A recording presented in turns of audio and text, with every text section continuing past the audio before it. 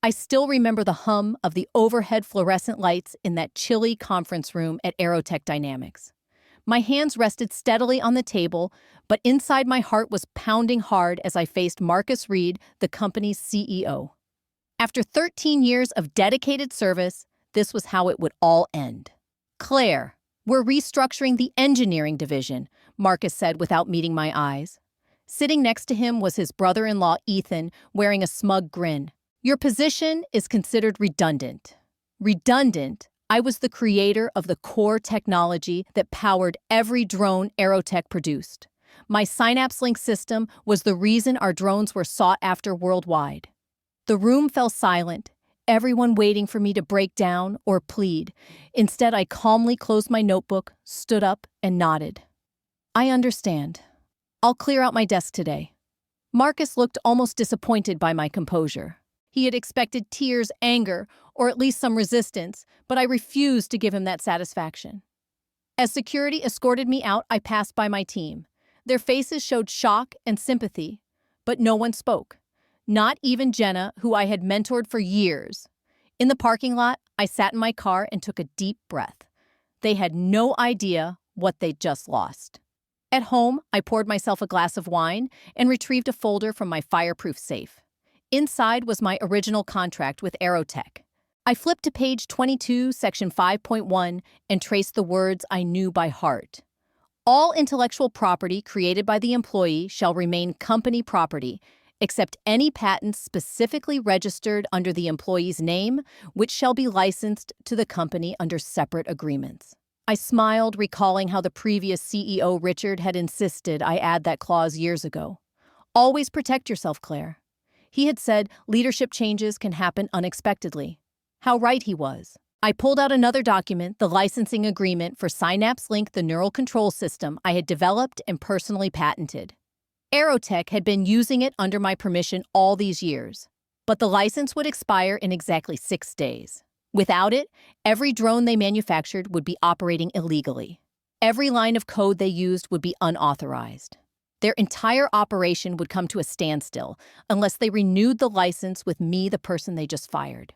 I finished my wine and opened my laptop, preparing for what was to come. It was time to prepare for what would happen when they realized their time was running out. 8 years ago, AeroTech Dynamics had been on the brink of collapse. Our biggest defense contract had fallen through, and investors were pulling out rapidly. That's when I locked myself away in the lab for 3 straight weeks. I still remember the empty coffee cups stacking up the takeout boxes piled high and the cot I had set up in the corner.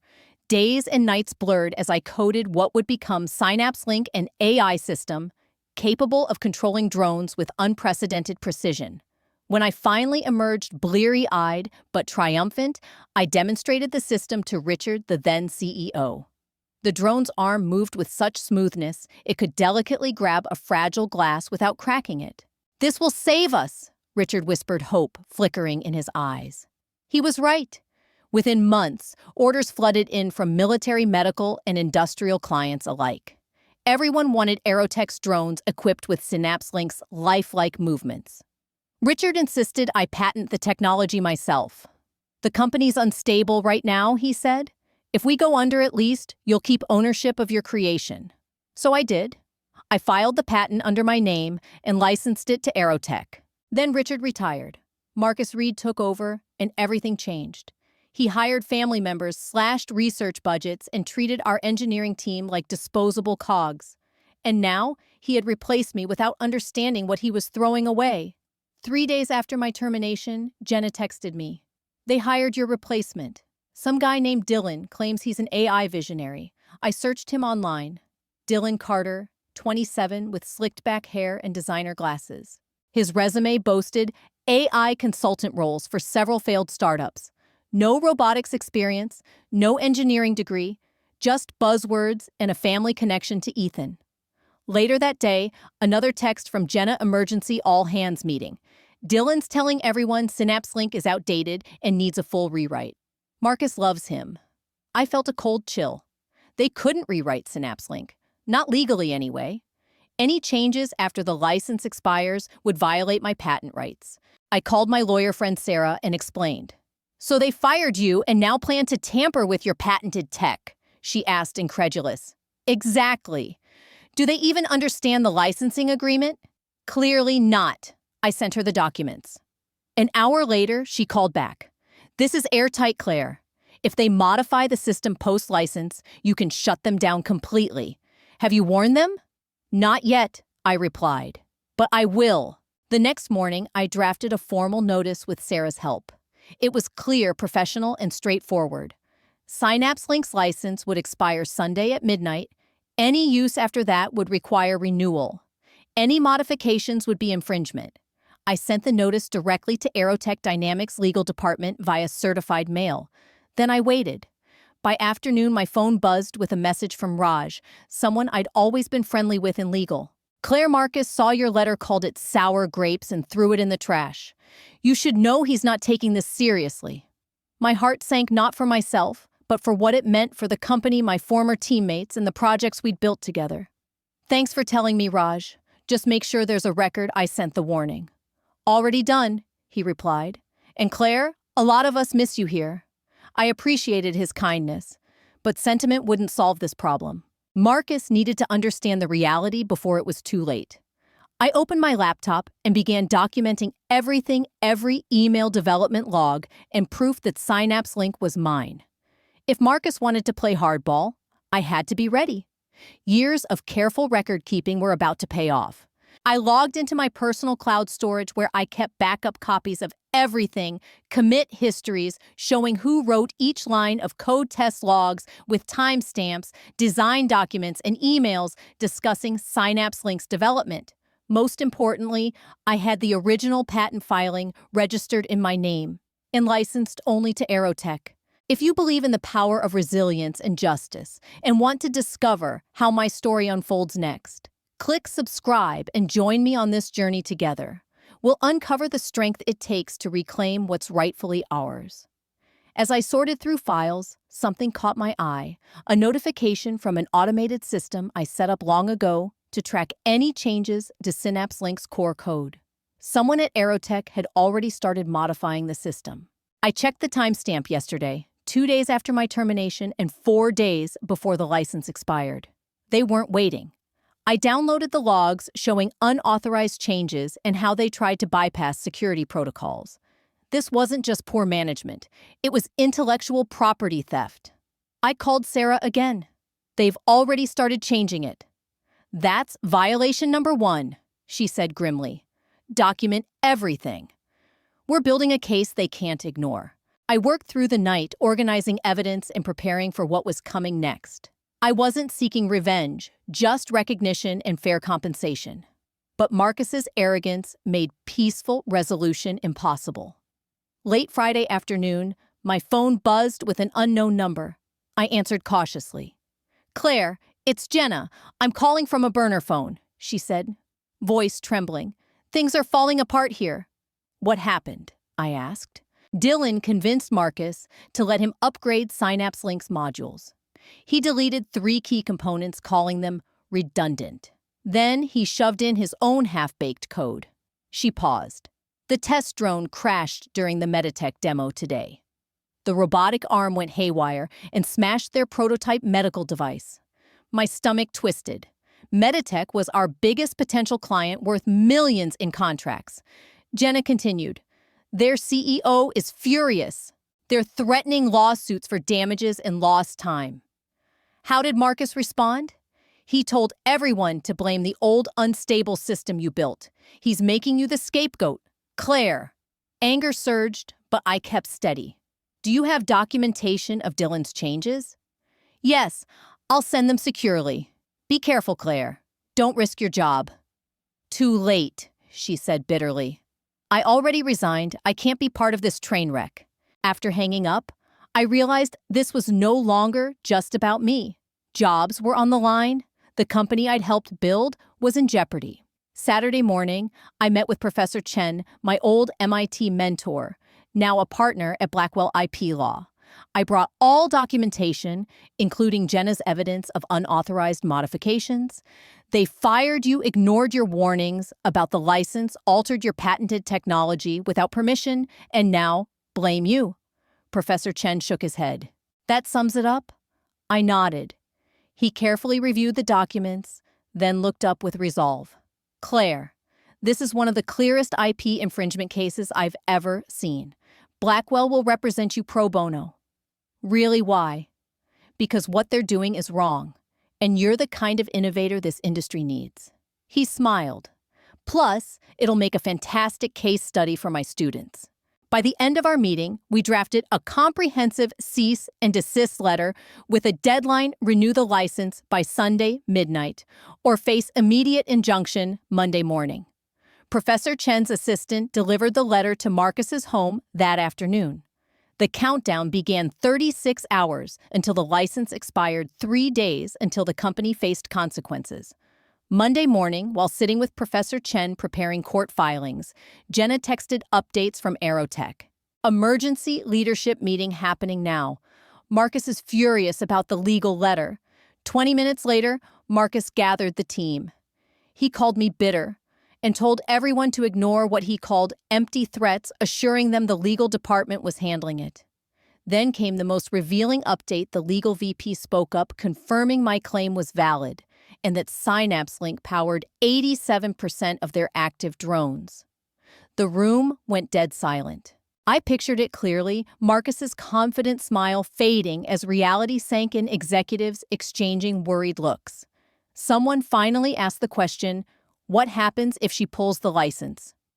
Professor Chen and I finalized the court documents, ready to file first thing Tuesday if needed. We weren't bluffing. Late that afternoon, Raj from legal called me directly. Claire, it's chaos here. Legal has confirmed you own the patent outright. Is Marcus trying to find loopholes? There aren't any. We've advised him to negotiate with you immediately. And there was a long pause. He said he'd rather take his chances in court than give in to extortion.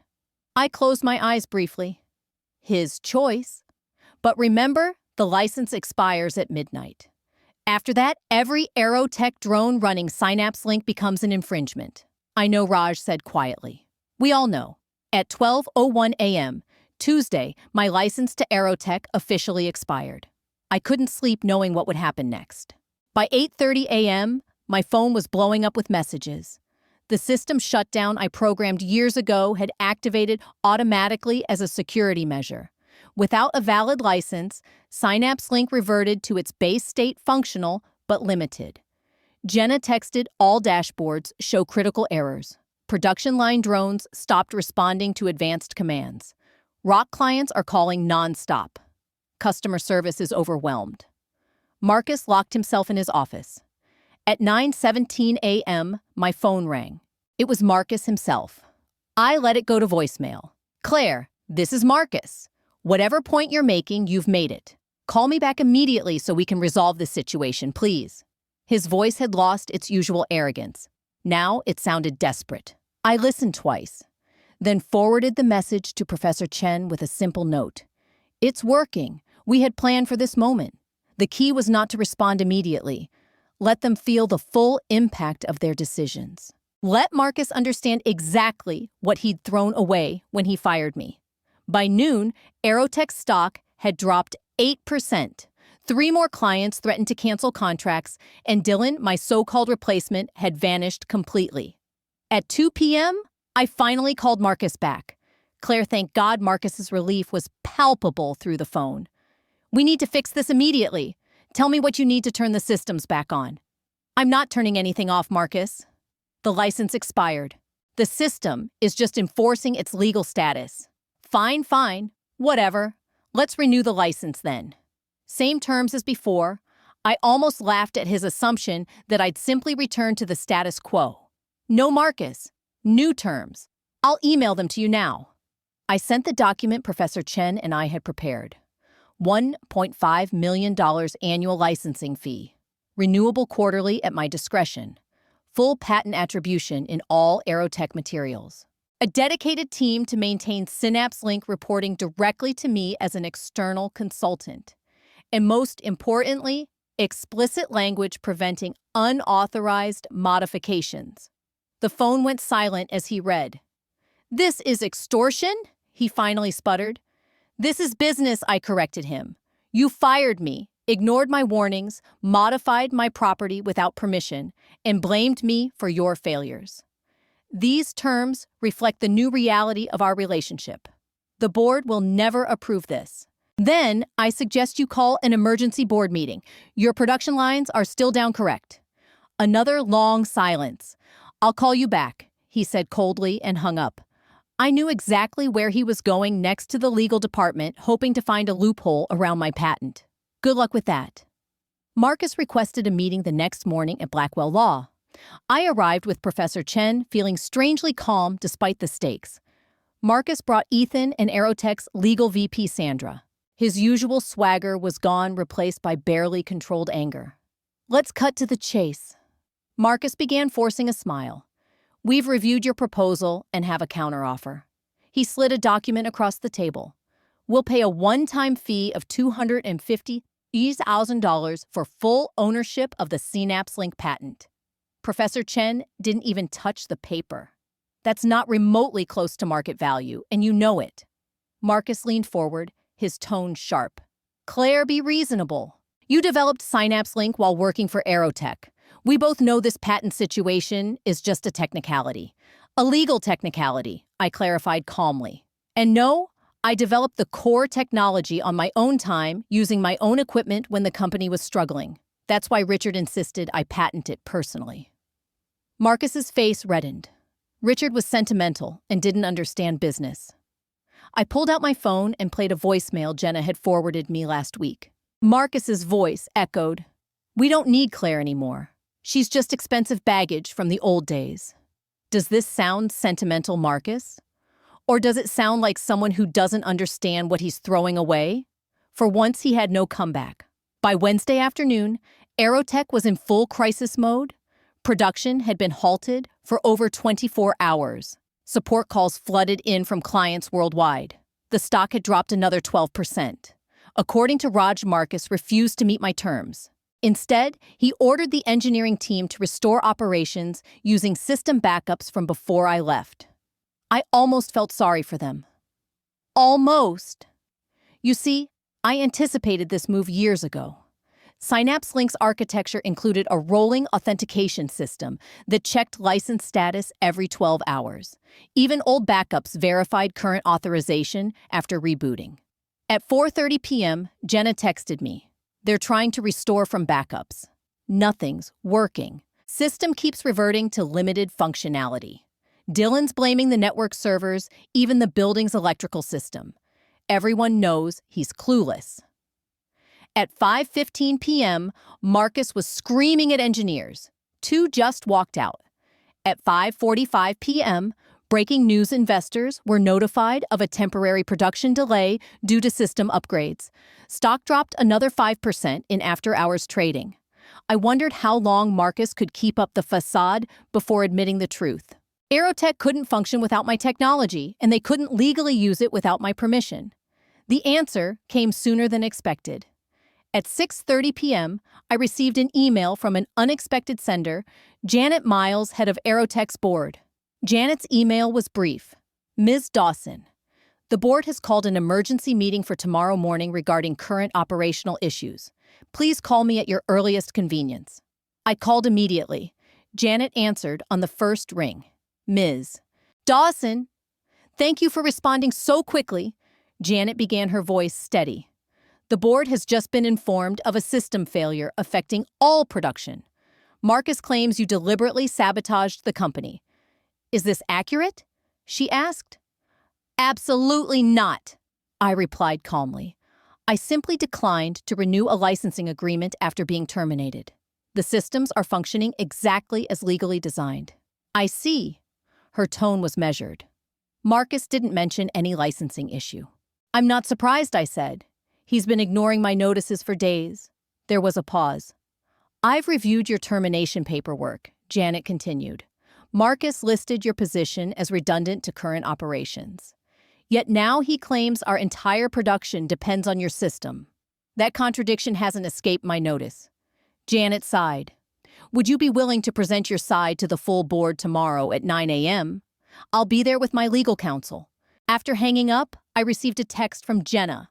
Marcus just told everyone you hacked the system. Nobody believes him, especially after those 3 engineers quit. Board members started calling department heads directly asking questions. I forwarded the update to Professor Chen with a note. They're looking for someone to blame. Marcus chose me. His response was immediate. Bring everything tomorrow. Every document, every email. It's time the board learned the truth. The board meeting was held via Zoom due to short notice. I sat in Professor Chen's office, dressed professionally, all my documentation organized and ready. Marcus appeared haggard on screen, dark circles under his eyes. He began with a rehearsed speech about disgruntled former employees and corporate sabotage. Janet cut him off. We've heard your version, Marcus. Now we want to hear from Ms. Dawson. I shared my screen and methodically presented the facts, the original patent filing Richard's emails instructing me to protect my innovation, the licensing agreement, my termination notice, and my multiple warnings about the expiring license. I didn't sabotage anything, I concluded. The system is simply enforcing legal boundaries Marcus chose to ignore. One board member, Dr. Allen, spoke up. I worked with Claire at MIT before AeroTech. She's one of the most ethical engineers I know. If she says this technology is hers, I believe her. Janet nodded. The documentation seems clear. Marcus, why weren't we informed about this critical licensing issue? Marcus stammered. We handled it internally. Didn't want to trouble the board. Dr. Allen wasn't having it. A $150 million patent controlling our entire production line isn't just an operational detail, it's the company's primary asset. Janet thanked me and asked me to disconnect while they continued their discussion. Before I left, she added, we'll be in touch very soon, Ms. Dawson directly. As the call ended, Professor Chen smiled. That went better than expected. I spent the afternoon anxiously waiting for news. Around 4 p.m., Raj called. Claire, I thought you should know. The board just held a vote. Marcus has been placed on administrative leave pending a full investigation. My breath caught. Who's in charge now? Janet Miles has stepped in as interim CEO. She's called an all-hands meeting for tomorrow morning. I felt a complex mix of emotions, vindication, yes, but also concern for the company I'd helped build and the people still working there. There's more, Raj continued. Sandra told me they're conducting a full review of recent terminations and hirings. Dylan and Marcus have both been suspended. After hanging up, I sat quietly processing what this meant. I hadn't started this to get Marcus fired. I'd simply wanted fair recognition for my work and compensation for my creation. At 6:30 p.m., an email arrived from Janet Ms. Dawson. Thank you for your candor today. The board would like to discuss a potential strategic partnership with you regarding SynapseLink.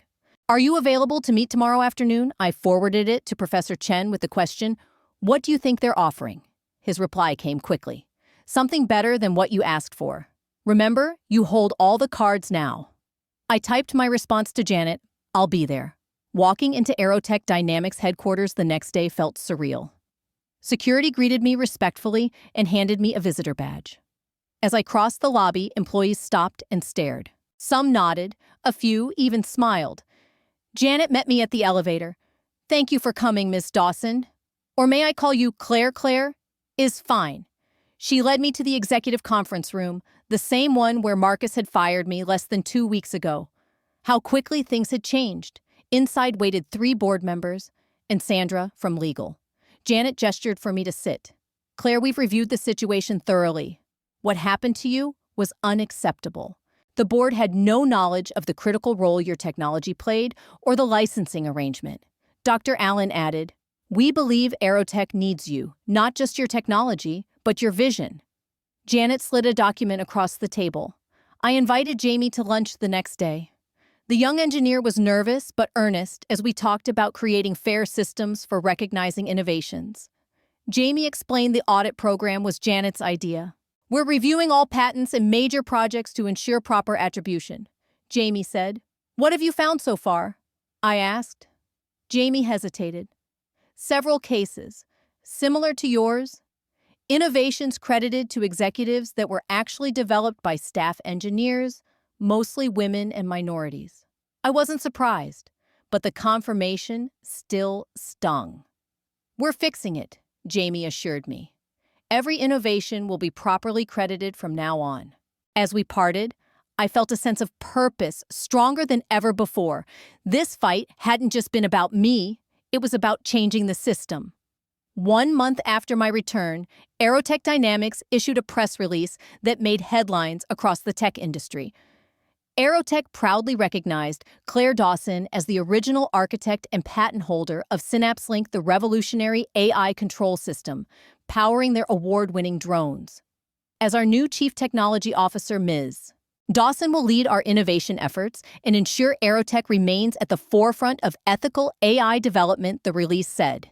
It also announced my appointment to the board of directors and the creation of the Dawson Innovation Fund to support emerging engineers within the company. What the release didn't mention was that Marcus Reed had been permanently removed from his position and was facing a separate investigation related to the SynapseLink scandal. When the news broke, my inbox filled with congratulatory messages from colleagues across the industry. Many shared stories of having their contributions minimized or stolen. That afternoon, Janet called me into her office. "The response has been overwhelming. 3 major clients who were considering leaving have renewed their contracts, specifically citing your leadership as the reason." I smiled. "That's good news." "There's more," she added. "The Tech Women Conference has requested you as their keynote speaker next month. Public speaking had never been my strength, but this felt important." "Tell them I'll do it," I said. A week later, Jamie came to my office looking nervous. "I found something during the audit you should see." It was an email Marcus had sent to several board members 3 months before my termination. "As discussed, we need to streamline the old guard and install more forward-thinking talent. Claire Dawson's position in particular represents significant overhead that could be better allocated to sales and marketing. Her system is now stable enough to maintain with less experienced and less expensive engineers." What shocked me wasn't Marcus's plan to fire me. I'd known that was coming. It was Janet's response that surprised me. "I cannot support this action. Claire's contributions are central to our success, and her system requires her expertise. Review her patent agreement before making any decisions." Marcus had ignored her warnings completely. "There's more," Jamie said, showing me additional emails where Marcus had misrepresented the board's support for his decisions. I forwarded everything to Sandra. "The SEC should see these," I told her. Marcus wasn't just making bad decisions, he was misleading the board and potentially investors. Sandra nodded grimly. "This changes things. He could face serious charges." That night, I sat on my balcony reflecting on how quickly everything had changed. 2 months ago, I'd been fired and humiliated. Now I was helping build a case against the man who'd done it. Justice works in unexpected ways. With the crisis behind us, I focused on lasting change at AeroTech Dynamics.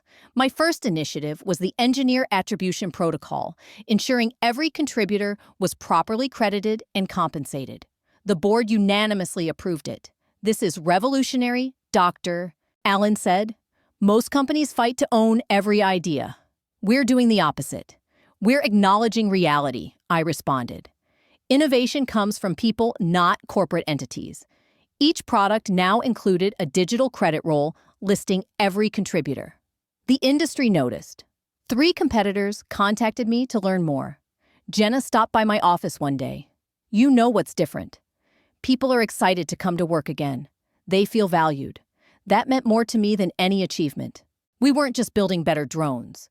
We were building a better company, all because one petty boss underestimated the wrong woman. 6 months into my role as CTO, Marcus requested a coffee meeting to clear the air before launching his new venture. Professor Chen advised against it, but curiosity won. I agreed to meet at a public cafe. Marcus arrived looking thinner, his swagger replaced by hesitancy. He launched into a rehearsed speech about moving forward in his new autonomous vehicle company. I studied him carefully.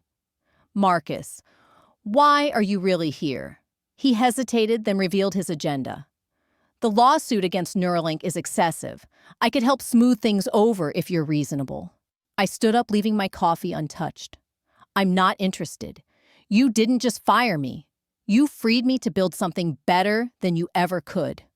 Walking away, I felt a weight lift. That chapter was finally closed. 1 year after my termination, I signed papers for my newest venture, Sovereign Systems, specializing in ethical AI frameworks and engineer-protected innovation. AeroTech Dynamics became minority investors, with Janet joining my advisory board. I remained on their board while building my own vision. Gleena joined as my co-founder. We hired brilliant people who had been overlooked elsewhere. Our first client was OmniDynamics, AeroTech's biggest competitor. "Aren't you concerned about conflict of interest?" their CEO asked. "Not at all," I replied.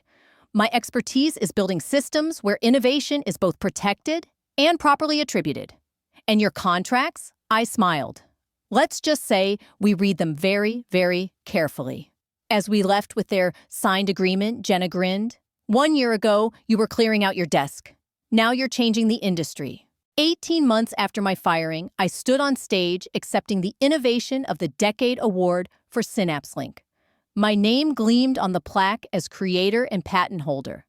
Innovation happens when talented people receive the freedom, resources, and recognition they deserve, I told the audience. Afterward, a young woman approached me. "Ms. Dawson, I'm Zoe. I'm here because of your story. Your keynote speech gave me courage to pursue robotics, despite everyone saying it was too competitive." Her words moved me. "What are you working on now?" "I just got accepted to the Dawson Fellowship at AeroTech," she said proudly. Remember, I told her build something so good they can't ignore it, and so well protected they can't take it from you. As she walked away, I felt complete. My fight had created ripples that would help the next generation build a fairer industry. That was the best victory of all.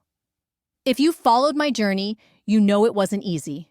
Being underestimated, overlooked, and even pushed out by those who didn't see my value tested me in ways I never expected.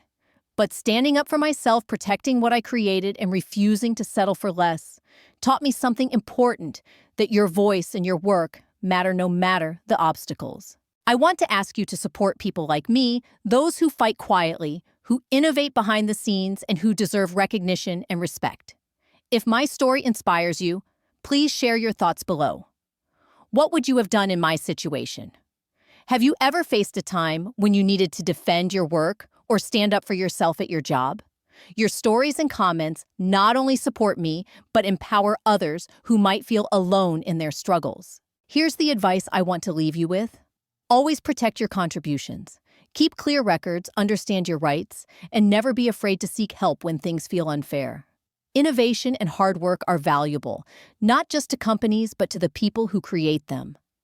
Don't let anyone make you feel otherwise. Remember, real change starts when we demand fairness and integrity, not just for ourselves, but for everyone around us. Whether you're early in your career or thinking about retirement, your experience and voice can make a difference. Keep building, keep speaking up, and keep pushing for a workplace where every contribution is honored. If you want to hear more stories like mine, stories about resilience, justice, and the power of standing your ground, please subscribe to this channel. Together, we can build a community that celebrates strength and supports those who fight for what's right. Thank you for being part of this journey.